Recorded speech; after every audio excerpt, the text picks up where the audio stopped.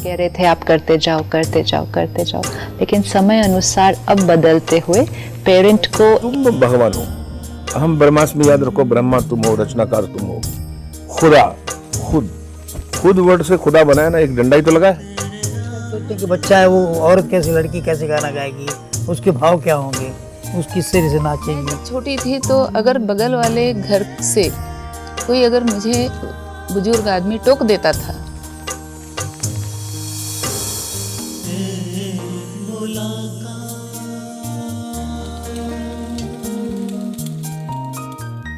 नमस्कार। प्रजापिता ब्रह्मा कुमारी ईश्वरी विश्वविद्यालय के अंतर्राष्ट्रीय मुख्यालय माउंट आबू रोड के मनमोहनी वन में स्थित गॉडलीवुड स्टूडियो में आप सभी का हार्दिक स्वागत है।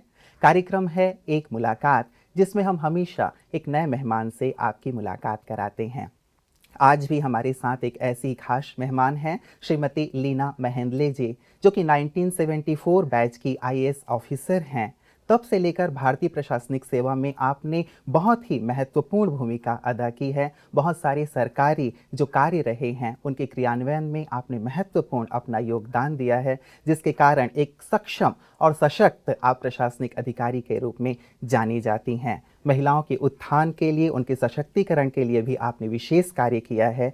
साथ ही पर्यावरण सुरक्षा में भी आपका विशेष योगदान रहा है। वर्तमान समय में आप विशेष करके नारियों के प्रति जो अपराध हो रहे हैं उस पर भी विशेष अध्ययन कर रही हैं, कार्य कर रही हैं। तो आइए ऐसी विशेष हस्ती का हम स्वागत करते हैं। लीना जी, आपका बहुत बहुत बहुत स्वागत है। नमस्कार।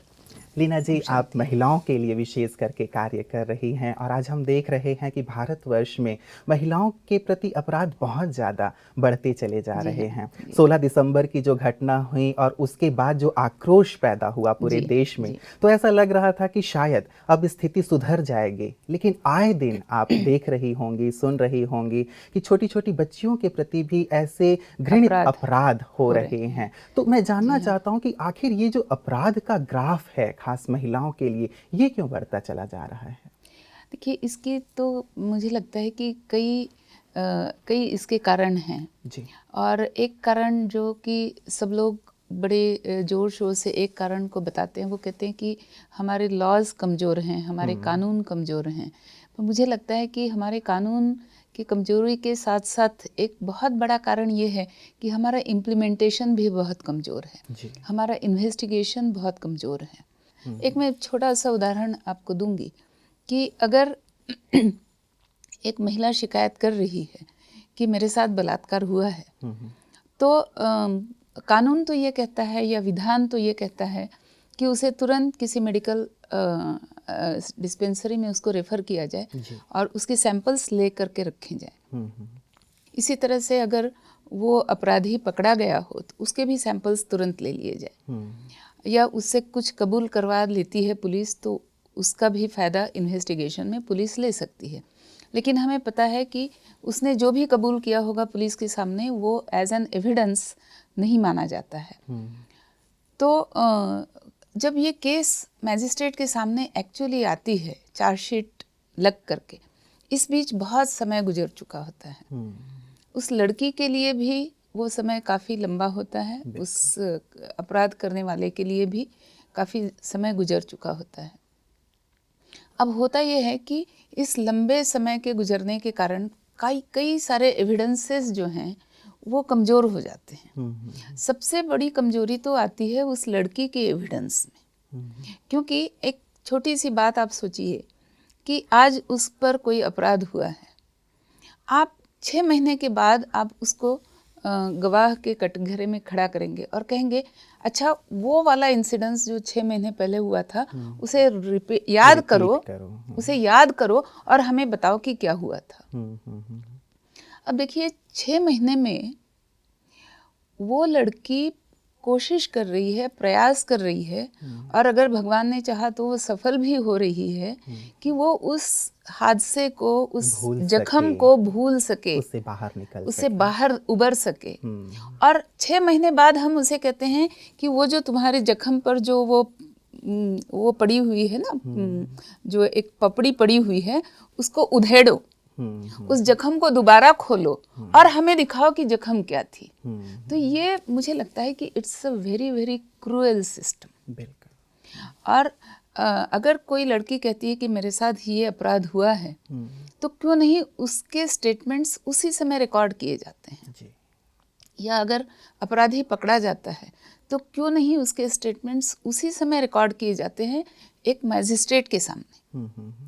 आपके यहाँ मतलब हमारे कानून में क्रॉस एग्जामिनेशन का प्रस्ताव है, उसका प्रबंध है, तो भले ही क्रॉस एग्जामिनेशन आप बाद में करिए, पर जो मूल आपको एविडेंस रिकॉर्ड करना है वो एविडेंस तो आप मूल एविडेंस तो आप उसी समय जितना भी मतलब संभव है तुरंत ही किया जाए। तुरंत ये ही जो किया एक जाए। लंबी प्रोसेस होती है उस लंबी प्रोसेस में उसमें वो जो वो बच्ची है बच्ची है, वो भी बहुत ज्यादा अपने आप को पीड़ा में पाती है पीड़ा और में बार पाती बार है, पीड़ा को वो क्या कहें उसी उसको। पीड़ा को वो दोबारा उसको झेलना पड़ता है। जी जी जी जी। अच्छा, दूसरा मैं उदाहरण दूंगी कि जब उसकी मेडिकल एग्जामिनेशन होती है जी।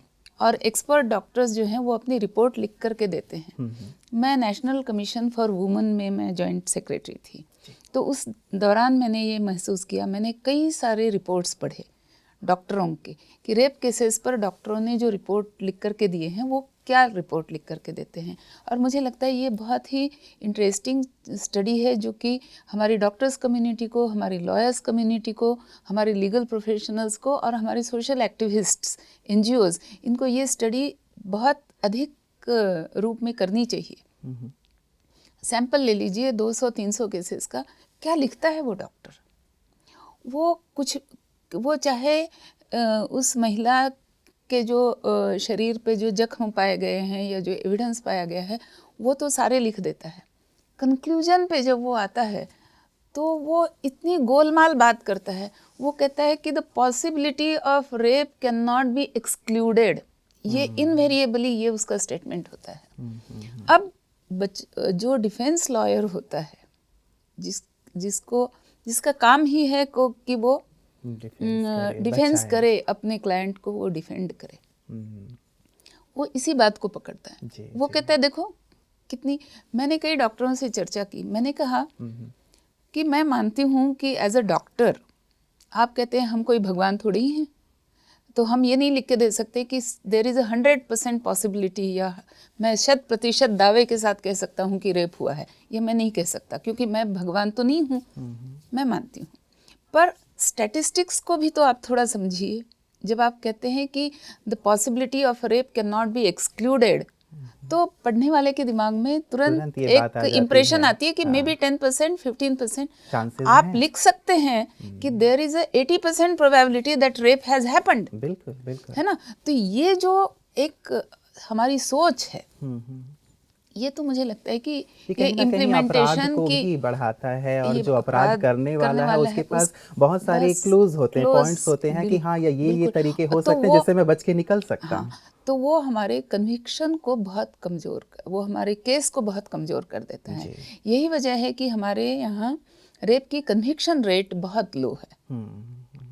तो जब कन्विक्शन रेट लो है और कन्विक्शन भी बहुत लंबे समय के बाद होता है, है ना, और कन्विक्शन केस अगर होती भी है तो लोएस्ट कोर्ट में होती है, फिर वहाँ से वो हायर कोर्ट में अपील होती है, फिर वहाँ से और हायर कोर्ट में अपील होती है, और इन सारे अपीलों वगैरह वगैरह के दौरान जो वो अपराधी है, क्योंकि उसका अपराध जब तक सिद्ध नहीं होता वो खुलेआम आराम से घूमता है। तो मुझे लगता है कि वो जो उसका, ये हमें समझना होगा कि अगर एक अपराधी खुलेआम घूम रहा है तो हम एक तरह से तो हम पूरे समाज पर एक रिस्क डाल रहे हैं। बिल्कुल बिल्कुल, कि जैसे हमने खुला छोड़ दिया है उसको कि वो जहाँ दोबारा चाहे कर वो सकता जो है, करे, वो दोबारा कर सकता है। जी, जी। तो ये रिस्क हम समाज के ऊपर तो डाल रहे हैं। आवश्यकता ये है लीना जी, कहने का भाव है कि हमारी जो कानून है उनमें कुछ ठोस परिवर्तन की आवश्यकता है। कानून के परिवर्तन से भी अधिक जी, जिस तरह से उस कानून का इम्प्लीमेंटेशन हो रहा है उसमें आज तत्काल परिवर्तन करने की आवश्यकता है, जिसके लिए ट्रेनिंग काफ़ी आवश्यक है। बिल्कुल बिल्कुल। और कानून का परिवर्तन तो थोड़ा बाद में भी हो सकता है, या वो इन एनी केस वो समय लेने वाली प्रोसेस है। जी जी जी। तो वो तो समय लेगी ही वो प्रोसेस, लेकिन जो समय नहीं लेती है वो प्रोसेस आज हम वो शुरू कर सकते हैं, पर अभी उसकी तरफ हम अच्छी तरह से ध्यान नहीं दे देते। पा रहे हैं। नहीं आप दे पा रहे देखेंगे लीना जी कि आज से यदि 50 साल 100 साल पहले यदि हम चले जाएं तो इस प्रकार की घटनाएं लगभग नगण्य रही होंगी, हम ऐसा मानते हैं। लेकिन ये आज के दौर में यदि देखा जाए तो अचानक ही ये रेट बढ़ गया है, तो इसका मूल वजह आप क्या नहीं, मानती हैं? देखिए इसकी वजह मैं ये मानती हूँ कि एक तो हमारे पूरे समाज में दो बातें हो रही हैं। एक तो जो मूलतः संस्कार जो होते हैं, जी। जो कि घर से किसी बच्चे को मिलते हैं, किसी लड़के को मिलते हैं, वो उन संस्कारों में कहीं ना कहीं कमी आ रही है। दूसरी तरफ पहले ऐसा होता था कि घर से संस्कार मिलते थे, पास पड़ोस से भी संस्कार मिलते थे, पीयर ग्रुप के भी संस्कार होते थे। पूरे समाज की एक इन्वॉल्वमेंट अपनेपन के साथ किसी भी व्यक्ति में होती थी। मैं जब छोटी थी तो अगर बगल वाले घर से कोई अगर मुझे बुजुर्ग आदमी टोक देता था कि तुम बहुत खेल रही हो, कल परीक्षा है, जाके पढ़ाई करो, तो मैं उनसे ये नहीं कह सकती थी कि आप कौन होते हैं कहने वाले, जी, है ना, क्योंकि वो एक अपनापन था। मुझे पता है कि वो मेरी भलाई के लिए कह रहे हैं, उनके लिए सम्मान का भाव और था। उनके लिए सम्मान का भाव है। जी। अगर वो कह रहे हैं तो वो जरूर सही कह रहे हैं। मुझे उनका शुक्रगुजार होना चाहिए कि वो मुझे याद दिला रहे हैं कि मेरी परीक्षा है, मैं खेल क्यों रही हूँ, है ना। तो ये बातें, ये भाव तब मन में हुआ करते थे। आज वो पड़ोसी है, एक तो वो पड़ोसी कोई मेरे से कहने को भी नहीं आएगा, वो कहेगा खेलती है तो खेले, मैं क्या करूं, मैं क्यों करूं। बिल्कुल। तो वो अपनापन निकल जाने की वजह से क्या हो गया है कि अब जो बच्चे युवा पीढ़ी में आ रहे हैं उनके पास केवल पीयर प्रेशर है, और उनके साथ वाले जो उनके साथ काम कर रहे हों या पढ़ाई कर रहे हों, जो भी हों, जो उनके साथ रह रहे हैं दिन के 12 घंटे, 10 घंटे, 14 घंटे, वो क्या कर रहे हैं। और वहाँ पर सब एज ग्रुप प्राय सेम है। उसमें कहीं ना कहीं मैं दिखा देता हूँ, कुछ करता हूँ, ये एक भावना आ रही है। दूसरी तरफ एक ये भी हो रहा है कि जिस तरह की एक रेस और कंपटीशन का एक युग आ गया है, तो ये रेस और कंपटीशन भी किस लिए है, तो अधिक से अधिक पैसा कमाने के लिए है। तो इसमें कुछ लोग, इसमें आप देखेंगे कि समाज में एक तरह से एक बहुत लंबी खाई बनती जा रही है कि एक खाई के उस पार वो लोग हैं जो कि बहुत जल्दी पैसा कमा लेने वाले हैं। खाई के इस तरफ वो लोग हैं जो चाहे कुछ भी कर लें पर वो शायद पैसा नहीं कमा पाएंगे। तो एक तरह से वो हताशा भी है, वो कुंठा भी है कि अच्छा। दूसरा, माइग्रेशंस बहुत हो रहे हैं रूरल एरिया से शहरी इलाकों में, माइग्रेशन हो रहे हैं। इस माइग्रेशन की वजह क्या है कि हमने गाँव की तरफ ध्यान देना छोड़ दिया है। हम कोशिश ही नहीं कर रहे हैं एज अ समाज या एज अ गवर्नमेंट कि हमारे गांव खुशहाल हों। तो गांव में चूँकि खुशहाली नहीं है, गांव में हर बात की कमी नज़र आ रही है, कमी होती जा रही है, तो वहाँ जीवन यापन करना बहुत कठिन हो रहा है। तो लोग भाग भाग करके शहर में आ रहे हैं। अब शहर में आ रहे हैं, कहीं रह रहे हैं, झोपड़पट्टी में रह रहे हैं, किसी भी बस्ती में रह रहे हैं, कुछ भी कमा रहे हैं, कुछ भी खा रहे हैं, कुछ भी पैसा, जितना भी पैसा मिल रहा है डेली कमाई में, उसमें से चाहे जितने भी पैसे खर्च कर डालो, पूछने वाले कोई नहीं है। तो ऐसे माहौल में उस आदमी के ऊपर भी भले ही पहले से संस्कार ना हुए हों, लेकिन जो अब अभी भी संस्कार का समय है, मौका है, वो भी नहीं हो पा रहा है। तो फिर जो वो बहक रहा है, मतलब मैं उसके तरफ से मैं बात नहीं कर रही हूँ, मैं ये बताना चाह रही हूँ कि समाज यहाँ कम पड़ रहा है। जो हमारी सामाजिक दृष्टिकोण है, समाज की एक बदलाव की, परिवर्तन की जो समाज में क्षमता होनी चाहिए कि गलत को सुधार सकने की क्षमता, वो सामाजिक क्षमता कहीं ना कहीं कम हो रही है। और जब वो सामाजिक क्षमता कम हो जाती है तो सबसे पहला जो विक्टिम बनता है वो कौन है, तो जो दुर्बल है। और उस विक्टिम में आज महिलाएं सबसे ज़्यादा पिस रही हैं। लेकिन मैं ये भी सोचती हूँ कई बार कि कोई ये ना सोचे कि गाज तो सिर्फ महिलाओं पे गिरने वाली है, ऐसा नहीं होने वाला है। आज आप ये तो देखिए एक रोग की तरह है, संक्रामक रोग की तरह वो है जो सब बढ़ता पर ही जाएगा। और जो सब पर आएगा। जी जी। आज आप देखिए कि मैं रेप की बात नहीं कर रही, पर आज अभी पिछले हफ्ते बम्बई में एक केस हुआ कि एक लड़के ने अपने भतीजे को ही किडनैप कर लिया, एक व्यक्ति ने, क्योंकि उसे बहुत पैसे चाहिए थे। और ना केवल किडनैप कर लिया, पर बाद में उसे ये एहसास हुआ कि बच्चा तो मुझे बड़े आराम से पहचान लेगा और बता देगा सबको कि मैं हूँ किडनैपर, तो उस बच्चे को मार भी दिया। और उसके चाचा भतीजे का रिश्ता भी काम नहीं आया। तो एक बार आपको धन संपत्ति की लालसा, अपनी पावर दिखाने की लालसा और अपनी हताशा निकालने की बात, ये सारा एक अजीबो करीब किस्म का एक तो मिक्सचर एक प्रकार से मान लें समाज लीना में जी, हो रहा जी, है कि एक प्रकार से जिस संस्कार की बात आपने कही, तो वो जी। संस्कार कहीं ना कहीं खोता चला जा रहा है। जिस प्रकार से बिल्कुल आपने खो कहा रहा कि है। आप जब बचपन में थी या जब हम छोटे थे, तो जो संस्कार हमें दिए जाते थे माता पिता की तरफ से या भी समाज समाज की की ओर तरफ से, से। शिक्षकों गुरुजनों की ओर से, आज कहीं ना कहीं वो शिक्षाएं कम होती जा कम रही होती जा हैं। रही हैं। और- जी प्लस जो एक उस जमाने में एक जो जीवन में एक ठहराव था, शांति थी, है ना, भाग दौड़ नहीं थी, रेस नहीं थी, कंपटीशन नहीं थी, और वही ठहराव, वही खुशहाली बहुत हद तक गांवों में भी थी। मेरा जन्म गांव में हुआ है, मैं पढ़ी भी हूँ, तो डिस्ट्रिक्ट हेडक्वार्टर होते हुए भी दरभंगा एक बड़े गांव के जैसा ही था। तो रूरल माहौल मैंने देखा है उस ज़माने का, और आज के ज़माने का भी मैं रूरल माहौल जब देखती हूँ गाँव का, तो मैं पाती हूँ कि गांव भी बड़े ही अजीब तरीके से एक ध्वस्त होने के कगार पर हैं। उनकी इकोनॉमी बिगड़ रही है, उनकी सुख शांति बिगड़ रही है, उनका अपनापन बिगड़ रहा है। तो चूंकि गांव में वो और जब गांव से पलायन करके शहर में जब आते हैं, तो आप सोचिए कि हमारे देश की कितनी जनता आज भी वो गांवों में है, और वहाँ भी वो अगर मानसिक शांति खो रही है, तो मानसिक शांति भी खो रही है, संस्कार भी खो रही है, आर्थिक शांति भी खो रही है। तो ये सब जो उथल पुथल हो रही है, ये सबसे पहले आदमी को क्राइम की तरफ ले जाती है। जी जी जी।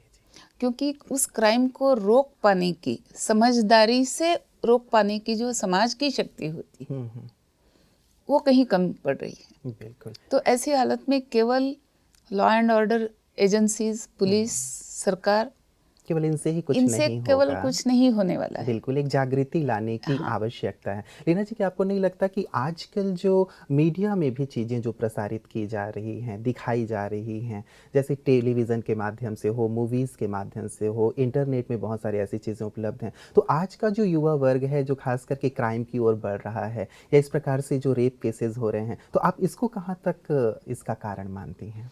थोड़ा बहुत तो मुझे लगता है कि मीडिया का भी दोष है। जैसे अब बिल्कुल रेप की बात मैं नहीं कहूँगी, लेकिन एक सीधी सी बात मैं कहती हूँ, आज कोई भी सीरियल आप उठा लीजिए, जी। टीवी पर चलने वाली, अगर आप 5 सीरियल उठाते हैं या किसी एक सीरियल के 10 एपिसोड आप उठा लेते हैं, तो कहीं ना कहीं उसमें ये सीन आता है कि औरत को थप्पड़ मारी जा रही है, औरत को बहुत डांट करके उससे बिहेव किया जा रहा है। वो औरत बेचारी डरी सहमी सिकुड़ी सी कहीं कोने में रुक रही है, गिड़गिड़ा रही है, हाथ जोड़ रही है। मैं सोचती हूँ कि ये रूप औरत का दिखाना या ये रूप मर्द का दिखाना, ये दोनों ही बहुत गलत है, लेकिन आज हो रहा है। बिल्कुल। तो है ये ना? भी कहीं ना कहीं तो कहीं ना कहीं मुझे लगता है कि हम जो पर्दे पे दिखा रहे हैं समाज को कि औरतों के साथ ये फला घर में, इस फला घर में, इस सीरियल में ये आदमी ऐसे ट्रीट कर रहा है औरत के साथ। अब वो ये घर, ये सीरियल, ये वर्चुअल स्पेस, ये काल्पनिक कथा, इन बातों को लोग भूल जाते हैं। लोग केवल ये याद रखते हैं कि अच्छा औरत को ऐसे भी किया जाता है, ऐसे ट्रीट किया जाता है। बिल्कुल। तो वो चीज वो अपने जीवन में वो उतार उतार लेते लेता हैं। मतलब जो चीज हम दिखा रहे हैं उसका सीधा लोगों के मानस पटल पर असर पड़ता है और इस बात को जी। मीडिया बहुत गंभीरता से सोचे, बिल्कुल ये बहुत आवश्यक है। जी जी जी जी। महिलाओं के ऊपर जो अत्याचार की बात हम कर रहे हैं नहीं, विशेष इसी करके। यहाँ पर मैं एक दूसरी छोटी बात और कहना चाहूँ। जी। जैसे आज की जो युवा पीढ़ी है उसके सामने चैलेंजेस जी। करने के लिए लक्ष्य, सोचने के लिए ड्रीम्स क्या हैं, बिल्कुल बहुत है ना? इम्पोर्टेंट बात है ये। तो या तो आप पढ़ाई जब कर रहे हो तो केवल पढ़ाई की रेस, कंपटीशन, ताकि अच्छी से अच्छी पढ़ाई करो, अच्छी से अच्छे मार्क्स पाओ, अच्छी से अच्छी नौकरी में तुरंत लग जाओ। ये तो एक फोकस का एक रास्ता है। जी। वहाँ से जो समय निकल कर के बचता है, उस समय में आज के बच्चे क्या कर रहे हैं? तो they are going only for entertainment, they are not going for any challenge, है ना? कई बार मेरी इस मामले में मेरे बच्चों से जब बात होती थी, हम लोग बात किया करते थे। करीब 10 साल पहले आपने देखा होगा, सबसे पहली बार आर्मी के लोगों ने वो नहीं बाइक्स पर सारे जी, साथ जी। एक साथ चलते बिल्कुल, हैं वो करतब दिखाते और हैं। पिरामिड्स बनाते हैं और पिरामिड्स करतब हैं, दिखाते हैं, जी। जो कि एक कलेक्टिव, सामूहिक एक वो प्रयास होता है होता उनका। है। जी। तो जिस समय ये शुरू हुआ, इट वाज वेरी पॉपुलर, अभी भी आज भी बहुत पॉपुलर है। जी। तो जैसे हम लोगों ने देखा, सबके मुँह से बहुत वाह वाह निकला, वाह। तो तब मैंने अपने बच्चे को कहा कि देखो, ये दिखने में कितना लगता है कि अरे वाह, ये तो इसने कमाल कर दिया, और बिल्कुल सहज लग रहा है कि ये तो बड़ी सहजता से इसने कमाल कर दिया। लेकिन तुम ये मत भूलना कभी भी कि इसके पीछे इसकी कितनी अथक परिश्रम, मेहनत, तपस्या और निरंतर साधना। वो इसको बार बार इसको प्रयास कर रहा है, गिर रहा है, चोट खा रहा है, फिर भी वो अपने प्रयास को जारी रख रहा है। ऐसे करूं तो मैं नहीं गिरूंगा, ऐसे करूं तो बैलेंस रहेगा। इस बात को अपने अनुभव से बार बार समझ रहा है, और कई महीने की कड़ी प्रैक्टिस के बाद वो इस स्थिति पर पहुंचा है कि आज जब वो करता है तो तुम्हें लगता है कि अरे ये तो 2 मिनट में कितनी सहजता से इसने कर लिया। तो ये हमेशा याद रखो कि जो काम हमें पर्दे पर एंड में दिखता है कि 2 मिनट में बड़ी सहजता से किसी ने कर लिया, उसके पीछे बहुत अधिक परिश्रम, मेहनत ये आवश्यक होती है। जब तक हम उस मेहनत को याद नहीं रखेंगे, उसे अप्रिशिएट नहीं करेंगे, तब तक हमें लगेगा कि ज़िंदगी की हर चीज़ ऐसी ही इजी गोइंग है। तो ज़िंदगी की हर चीज़ ऐसे इजी गोइंग नहीं है। तो जो भी तुम्हारा लक्ष्य हो, लक्ष्य ऐसा होना चाहिए जिसमें तुम्हें परिश्रम की याद हमेशा रहे। तो मैं देखती हूँ कि आज की जो युवा पीढ़ी है, उसके सामने जो एंटरटेनमेंट का जो भी तरीका है, जी, जी। उसमें परिश्रम नाम की कोई चीज़ नहीं है। एक छोटी सी बात आप लीजिए कि अगर मैं कार चलाती हूँ प्रैक्टिकली, तो मुझे बहुत सजग रहना पड़ेगा, है ना? मुझे रोड पर ख्याल रखना पड़ेगा, ट्रैफिक का ख्याल रखना पड़ेगा, ट्रैफिक सिग्नल्स का ख्याल रखना पड़ेगा, मेरी कार की कंडीशन का ख्याल रखना पड़ेगा। तमाम चीज़ें मुझे करनी पड़ेंगी। कंप्यूटर में हम बच्चों को वो वर्चुअल कार ड्राइविंग के खेल, गेम्स, वीडियो गेम्स हम दे रहे हैं। बच्चे के मन में अगर ये बात बैठ जाए कि कार चलाना तो इतना इजी है, तो वो जब एक्चुअली कार में बैठेगा चलाने के लिए, तो वो कभी उसको सीरियसली लेगा ही नहीं कि मुझे इसे सीखना है, मुझे इसके ऊपर अपना परिश्रम करना है। ये बात वो कभी नहीं सोचेगा, और फिर वो धड़ाधड़ एक्सीडेंट करता चलेगा।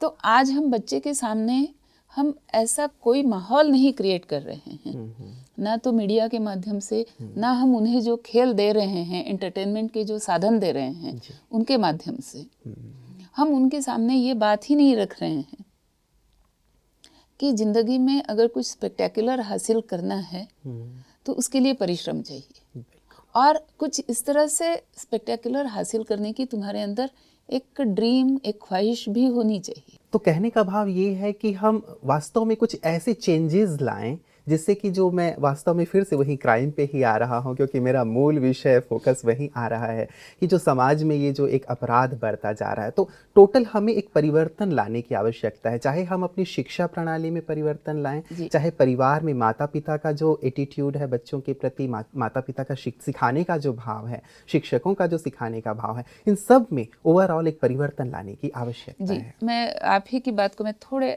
शब्दों में इस तरह से दोहराऊंगी कि माता पिता और समाज की तरफ से आने वाले संस्कार एक तरफ, शिक्षा की हमारी प्रणाली में सुधार, ये दूसरा पहलू है इसका, और बहुत महत्वपूर्ण पहलू। हाँ, बहुत महत्वपूर्ण पहलू है। और तीसरा कि यूथ की एनर्जी चैनलाइज करने के लिए आज हमारे पास तरीके क्या हैं। बिल्कुल बिल्कुल। इस पर कोई भी आज गंभीरता से नहीं सोच रहा है कि हम उनकी एनर्जी को कैसे चैनलाइज करें। जी। तो मुझे एक बहुत छोटा किस्सा याद आता है, बहुत छोटा प्रयास, कि पुणे में एक संस्था ने कहा कि सिंहगढ़ पर लोग चढ़ने के लिए जाते हैं और वहाँ जाकर के प्लास्टिक की बोतलें और खाने पीने का सामान और गंदगी ये सब वहीं छोड़ करके वापस चले आते हैं। तो हम पुणे के युवाओं को इकट्ठा करेंगे और हफ्ते में एक दिन, संडे को दोपहर को, हम उन्हें लेकर के सिंहगढ़ जाएंगे और उस हफ्ते में जो भी कचरा वहाँ पर फेंका गया है सबकी हम साफ सफाई करेंगे। अब देखो कितनी खूबसूरती से उसने उस संस्था ने युवाओं की एनर्जी को चैनलाइज किया और बिल्कुल पॉजिटिव वे में चैनलाइज किया, एक अच्छा संस्कार भी दिया। बिल्कुल। तो इस तरह से युवाओं की एनर्जी को चैनलाइज किया जाए पॉजिटिव वे में, इसके लिए हमें 1000 संस्थाओं के 1000 क्रिएटिव आइडियाज की आवश्यकता है। तो इस तरह से जो एनर्जी चैनलाइजिंग की जो बात आ रही है, उसके लिए हम मीडिया का सहारा, मतलब मीडिया का इसमें बहुत इम्पॉर्टेंट रोल रहेगा। स्कूल कॉलेजेस में जो इवेंट्स होते हैं उनका एक बहुत इम्पॉर्टेंट रोल रहेगा। जो हमारी सामाजिक संस्थाएं हैं, जैसे कला अकादमी है, नाट्य अकादमी है, जो साइंस ओलंपियाड्स हो रहे हैं, इस तरह की जो संस्थाएं हैं, ये सारी संस्थाएं बहुत अच्छी तरह से एक काम कर सकती है एनर्जी चैनलाइज करने का। बिल्कुल। और विशेष करके जो बात हम लोगों की निकली थी कि शिक्षा प्रणाली में भी कहीं ना कहीं हम लोगों को मूल्यों को जरूर समाविष्ट करना होगा। नैतिक मूल्य, आध्यात्मिक मूल्य, ताकि उनके जीवन में संस्कार आ सकें। जिस संस्कार की हम बात कर रहे थे कि संस्कारों से जैसे आज का बच्चा या युवा पीढ़ी जैसे दूर होता चला जा रहा है। पहले वो सम्मान दिया करता था, अब उसे लगता है कि ठीक है सब चलता है, तो पहले प्रणाम करके हम चरण स्पर्श करते थे, आज वो हाय हेलो में आ गए हैं। तो बहुत परिवर्तन देखने में आ रहा है। तो शिक्षा प्रणाली में मुझे लगता है कि यदि हम इन मूल्यों को शामिल करें तो निश्चित रूप से एक बहुत बड़ा परिवर्तन देखने में आएगा और अपराध का जो रेट है वो भी डाउन होगा। आप क्या कहते हैं? देखिए, मुझे लगता है कि शिक्षा प्रणाली की अगर हम बात करते हैं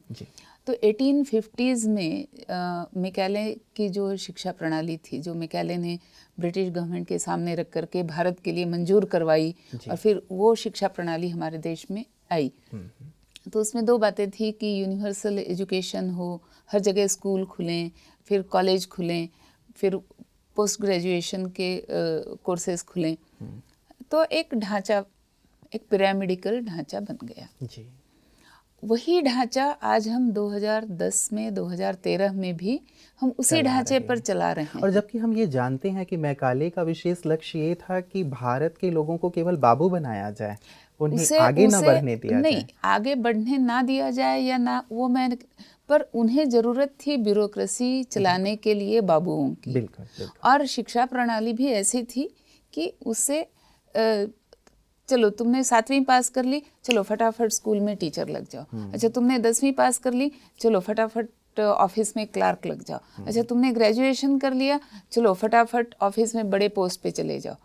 तो सारा जो माहौल था, जो शिक्षा का जो आउटपुट था कॉलेज एजुकेशन का या स्कूल एजुकेशन का, वो आउटपुट सारा किस तरफ जा रहा था? सरकार की नौकरियां करने के लिए जा रहा था। आज भी हमने शिक्षा का ढांचा वही रखा है, तो जाहिर है कि आउटपुट के बारे में अपेक्षा वही है, पर हमें उतनी अच्छी नौकरी मिलेगी और सरकारी भी मिलेगी वगैरह वगैरह, लेकिन उतनी एम्प्लॉयबिलिटी तो आज है नहीं। आज नौकरी के क्षेत्र में उतनी एम्प्लॉयबिलिटी आज नहीं है जब तक आप एंटरप्रेन्योरशिप नहीं लाते हैं। तब तक आपकी देश में एम्प्लॉयबिलिटी नहीं बढ़ने वाली है। तो एंटरप्रेन्योरशिप लाने के लिए हम क्या कर रहे हैं, तो आज की हमारी शिक्षा जो है, मैं इसमें 4 खामियां देखती हूँ, कमजोरियाँ देखती हूँ। एक तो जैसे आपने बताया कि वैल्यू एजुकेशन नहीं है, ये तो एक बड़ी कमजोरी है। दूसरी कमजोरी मैं देखती हूँ कि इसमें स्किल बिल्डिंग कहीं भी नहीं है। वोकेशनल एजुकेशन के प्रति हमारा बजट बहुत लो है। तो जब हम बच्चों को सिखाएंगे ही नहीं कि स्किल्स क्या होते हैं,